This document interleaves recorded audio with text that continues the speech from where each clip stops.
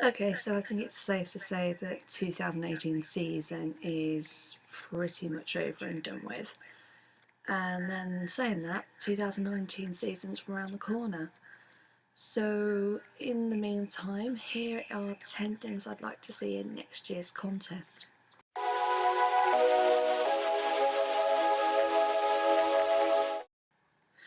Okay, so before I start my list, if you hear any dogs barking during this video, I apologise. I have two neighbours either side, both have dogs. The one side is like, their dogs like bark really loud, and then the other side has a small dog that yaps quite a lot. So if you hear any dogs barking, I apologise. Okay, so with that being said, onto the list. Okay, so first thing on my list would be to return to the LEDs next year.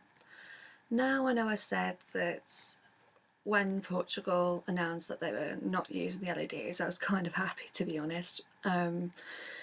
Recently, over the years, I think the backdrops and the creativity and all for each nation has become quite lazy. Not with everybody, but with a few at least. So I thought that this year they might actually come up with something creative. And don't get me wrong, with the augmented reality in place, that did help some nations. So I thought overall for so many of the performances this year that it was still rather underwhelming. I mean, some nations did pretty good. I mean, Ireland did alright, so Germany did okay. So, yeah, looking at it, I think that, with that being said, maybe next year they could have a balance of things. So bring back the LEDs, keep the augmented reality if they want to, and pretty much just let each country just, you know, choose something from a list of options. If they want to bring props in, bring props in, but unlike Zara did this year, just don't go over the top with it. Just keep it to what it needs to be. So that would be my first thing. So on to my second, and I think this probably would be the most crucial thing there, and that would be to just tighten up the security, and I mean quite drastically. It's been 2 years now, and in both years we've had stage incidents. 2017, of course, Ukraine was hosting and Jamala was performing during the interval acts on the final, and there was a stage invader on that. So you'd think the security this year would have been much tighter. Turns out it was actually the opposite. And then this year we had Siri performing on the final, and we literally had a stage invasion. And of course, the guy come up with something totally gibberish. Can't remember what he said anyway. But the point of the matter is that we shouldn't be having stage invasions in the first place. Not to mention the guy was wearing a backpack, and God knows what could have happened if there'd have been other things in there. And especially with what's going on in the world at the moment, I expect the security in this sort of contest, in this big music event, to be extremely tight. So providing that maybe Israel hosts or whoever hosts next year, especially with what's going on at the moment, then they really need to get that security tight. There should be checkpoints, like as soon as you enter the building and throughout the building, there literally should be checkpoints. If you have something on you that shouldn't be there, that's it, immediately it gets taken off you. I mean, the security here is pretty tight as it is, so we could happily send some people over if push comes to shove. So yeah, crucial point number 2, get that security sorted. And with that comes my third point, and to be honest, I don't think this is probably going to happen now, and that would have been either a returning nation or a debuting nation. Now we know that the majority of countries that have performed in the past have already turned down the offer of returning next year. Some of those obviously are due to debt, so Bosnia and Herzegovina, they're up in debt with the EBU, so they're obviously not going to return. And then, of course, yesterday was Turkey mentioned about not returning for other reasons, and that's I'm not going to go too much into that, but we all know what's going on with that. So I think it's safe to say they're not going to return for foreseeable future. But then all the little microstates as well, like Andorra and Monaco, Luxembourg, they've all said they're probably not going to return, same as Slovakia. So I think it's safe to say that probably my wish number 3 is probably not going to happen now. Other than that, I just said a debuting nation, and we all know that Kazakhstan apparently is not going to be debuting next year because the EB don't have any intentions of sending any new associate members. Other than that, what we're left with is probably Kosovo, and I know in December that they've got something going on and to see if they're going to become an eligible member or not. But I'm not holding out too much for that, so probably my wish number 3 would have been that, but chances are, probably by now, it's not going to happen. So maybe 2020. And going straight into my 4th point. Sorry if I'm rushing through these. I've literally done 4 attempts of this and it's never worked. So forgive me about that. Right, so 4th point would be just to continue the variety in music that we see at the moment. This year I think has been one of the strongest years for music, if we look back at recent years. I mean, I know 2015 and 16 were pretty strong as well, and that's good. But the variety of music, I mean, 2015 was so ballad heavy, and everyone was complaining that there wasn't enough upbeat songs to fill in the gaps. So looking at the variety, and I just mean like not necessarily tempo as well, but also genre, style. There was a bit of everything there this year that everyone could at least like one song. If you didn't, I apologise. Hopefully we'll find something for you next year. So basically what I'm trying to say is we need to keep the strength, like the high quality entries coming through. We also need the different styles of music. So like this year we had ethno jazz, we had opera, sort of classical crossover, I suppose you could call it. We had like a soundtrack style songs, the usual up-tempo pop songs, so all your dance type entries, your ballads. We had a bit of country from the Netherlands, and we had a bit of rock music from Hungary and Albania, so there was a bit of everything there. But next year I'd like to see that continue to happen. The more stars we have, the more, well, to be honest, the more it caters to, and if we're supposed to be bringing in new audiences, and that's the idea, right? Have something there that they're all going to turn to and go, yeah, alright, I can root for that. So yeah, basically just keep the high quality entries coming through, because we don't want to go back to the way it was in the 2000s where it was absolute chaos. There were so many troll entries. I mean, some of them were good, but you know, you can have a bit of fun, I suppose, as well as being serious, but just send the high quality stuff really, and just keep that variety going. So my 5th point literally ties into my 4th, and that would be just to continue to see more languages at the contest. Now we know most people usually sing in English, and that's fine, but to be honest, because I get it, like, you sing in English because it's more accessible, and chances are people understand the message better, understand your song, that translates into points, so I get that. But that's not to say that people who sing in their own language doesn't do well as well.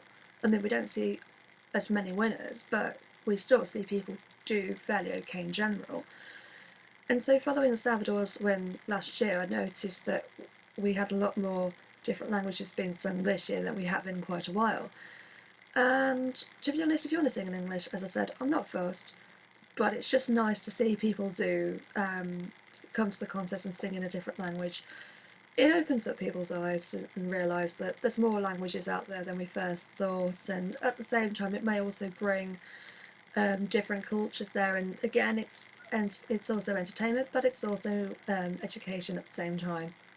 So yeah, basically that would be my 5th point, just more languages please. So point number 6, and again this is probably one that's not going to happen, at least, I mean, it may never happen, but I'd like it to, and that would be to reintroduce some form of live music to the contest. Excuse me. Whether that be just live, like people playing instruments on stage live, or whether that be in the orchestra. As I said, it's probably not going to happen, but it's been 20 years now since we've had the orchestra, and it's been about 14 since all music has been played by backing track. Now, I'm not saying that's a bad thing, but I just think that with some songs, that having that orchestra behind them or having that live music just enhances that song, and I think sometimes if you don't have that thing behind you, it kind of hinders the overall performance in general. So it's something I would like to see at the end of the day. And we were quite fortunate to see it in 2015 in the opening act. They in Austria they had the Philharmonic Orchestra, I believe, and for us fans who have been watching it for a while now, and any of us who were exposed to the orchestra as kids, such as myself, it was just kind of nice to see that again. As I said, I love the live music, and if you watch older videos of past performances, I mean like pre-99 of course, sometimes I think you can tell that, yeah, alright, it could work with a backing track, but some songs it just improves the overall quality. The atmosphere is a lot nicer, in my opinion at least. So yeah, point number 6 would be just to bring back some form of live music. So on to point 7, and I think a lot of you out there would probably agree with this, and that would be to ditch the 3-minute rule. Now, we've had that in place for quite a long time, because initially you could send a song in, well, to be honest, what time frame you want, length you wanted it. And for a while now, it's obviously the rule's been in place that you have to send a song with the maximum being 3 minutes long. Now, for some entries that are announced that they're going to be going to the contest, and I think this is with Italy in particular, usually after they've won the San Remo national final. Now, I've only watched it once this year, but I've noticed over the years this has been a common theme. Usually when the song is initially released, it's over 3 minutes long, and everybody knows that it's going to have to be chopped down in some way, and a lot of us kind of dread how this is going to work. So when we hear the final product, you can think, right, you know where the changes are, but does it still work? And I think in this case, this year, I think they got away with it, to be honest. It still worked, still flowed pretty well, so I'll give them that. But then in saying that, 2015 and 2017 especially were 2 years that two years that were so noticeable. Like last year, for instance, oh god, I've gone tongue-tied again. Francesco Gabbani's song, Occidentale's Karma, the entire second verse was cut from the song, and so it went from verse, chorus, and then into pre-chorus again. And you could tell that something just did not work. It was just disjointed in that area. Not to mention, staging was completely over the top. But then there's also in 2015, they did the same thing with the Warlords Grande Amore. The second verse was cut and it went from chorus straight into pre-chorus again. And I think that, to be honest, that might have been their downfall. I mean, I think Mons pretty much could have still won in 2015 anyway. It's not a favourite of mine, but I respect it and I get why it won. But saying that, if they'd have had the second verse there, then I know juries usually tend to rob Italy every year. I agree. But I think the juries may have respected the song a little bit more and might have had enough points to take the victory, because being honest, Italy kind of deserves a third victory at the moment.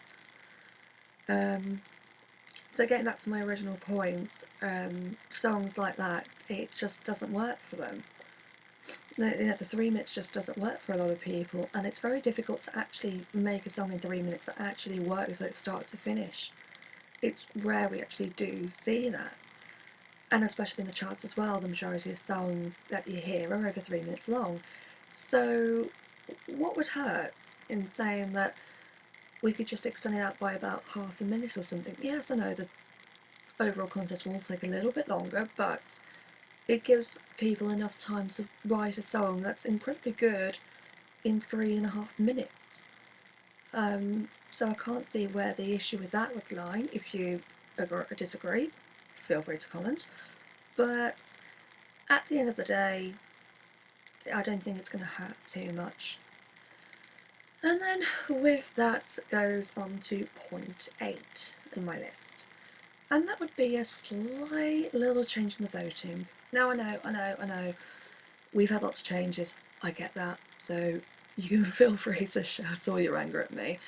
And your frustration with the voting, I know, I get it. But I'm saying keep the 2016 format, but just slightly change it in a sense, in that instead of having, you can still have the jury vote first, because they obviously vote the night before, so I get that. Have the jury vote first and then have the televote afterwards, but have the countdown as the jury votes and then get the spokesperson to announce the public ones. I just think that it'd be just so much more fun to hear it that way. And I know they said that they wanted to change it so that they wanted to build up the tension and so that no one really knew who was going to win until the final moment. Because obviously prior to 2016, halfway through the voting, we kind of knew who already had won, and that killed all the fun. So I get why they changed it. So I'm just saying that if you had it the other way, chances are it probably might be a bit more fun. I don't know, that's just a thing I thought of. And then in saying that, the spokesperson also says the 8, 10, 12, because that, to me, that at least, that was probably the most fun part of the entire night, was just to see who would get the maximum points. And of course it was full of drama as well, so of course. So hear me out, that would be my slight change to it, so that would be my 8th wish. And with saying that goes on to wish number 9, and this is to do with hosting, and when I say hosting, I mean the host in general. 2 things. Number 1, we've had a lot of hosts as of late. So this year we had 4, last year we had 3, 2016 we stuck with 2, and then back into 2015 we had 4, and then 2014 we had 3. My point of the matter is, I get why they had 3, 2 as doing ordinary hosting duties and 1 as a green room host. I get that. Do we need 4 though? Like, 4's too much. Like, as I just said, 3 I get. Relatively speaking, it's easy to do it with 2, to be honest. I mean, Mons and Pietra in 2016 proved that you could do it with 2. I mean, even Pietra and that literally showed us you could do it on your own with 1. I mean, she did green room duties as well as hosting, and it worked. I mean, I don't know whether her 2013 stint as host and that was better than a 2016 or vice versa. It's up to you to decide on that. You know, I'm going to put a poll on that actually, see what you guys think, just as of interest. So when you're watching this, look up there and that for the link, and that the thing that comes across. I'm not really sure what it's called. So for my wish for next year, first part would be just cut the number of hosts down, 3 or less at least, and then also give them a script that tailors to them. If they're comedians, if they naturally come across as humorous, then give them a script that works for that. If they're not, then just give them an ordinary script that tailors towards their strengths. And the only reason I say this is because last few years, again, the scripts that have been given to the hosts, it doesn't work. They try and be funny, it comes across as flat, it's pretty much dull as dishwater. Only in saying that the green room hosts have done alright, and with that I mean 15 and up. I wasn't a big fan of Lisa from 2014, although she did an okay job. But 2015 up, the Green Room host has literally outshone everybody else, so just give them a script that works and we'll be chill. So going on to my final point, and this isn't necessarily to do with the contest itself. I mean, it is, but not necessarily the contest it's in on the night. This is to do with the community, and I think, being honest, I know a lot of it people see it as banter. That's fair enough, but one thing I have noticed over the last couple of years is that there's a lot of bickering in the fandom, and that's over usually like if your favourite in your national final or even the semi or final doesn't do as well as expected, and then people take a dig and people get offended and it goes into this massive drama. Just respect the fact that not everyone's going to like your favourites and vice versa, you're not going to like theirs, but respect the fact that everybody has an opinion at the end of the day, and not that their opinion's wrong or anything, it's just that they like something competing might be different to you. And we all have our moments, trust me. I've done the same. Like, there's a Hungary 2018 this year I absolutely loved. There's a lot of people I know out there who don't like the song, who still don't like it, and that's fine, I get it. And then, for me, I wasn't a big fan of Sweden's song this year, and I know somebody who absolutely adores it, and adores Sweden itself. So I'm not going to disrespect her because I don't like the song. I have nothing against the artist. I'm just not a big fan of it. And that's the idea. It's like, you like one thing, I like another. Fair enough, let's move on and enjoy the thing for what it is. So my final wish would be next year just respect each other at the end of the day. We don't need the arguments, we don't need the bickering. If you're doing it as banter, then fine, just don't let it get out of hand. And with that concludes my 10 things I'd like to see next year. Now, if there's anything else that I've missed out, because there's probably something, then feel free to comment below. And with that, I can just say thanks for watching, and if you'd like to see more things that I do, feel free to subscribe. I mean, literally I need the subscribers. Okay, I'm not trying to sound as desperate, but from here, I'm going to carry on with the rankings, of course, like I mentioned in my small update. I know, I did say I recorded this first, but it didn't work out, so I've had to re-record it. So, what can I say?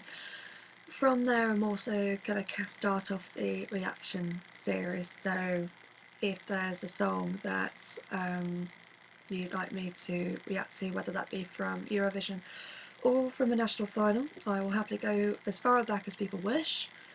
And so if there's something that you want me to react to, then feel free to drop it down in the comments as well. So, in all, I can say thanks for watching and see you later.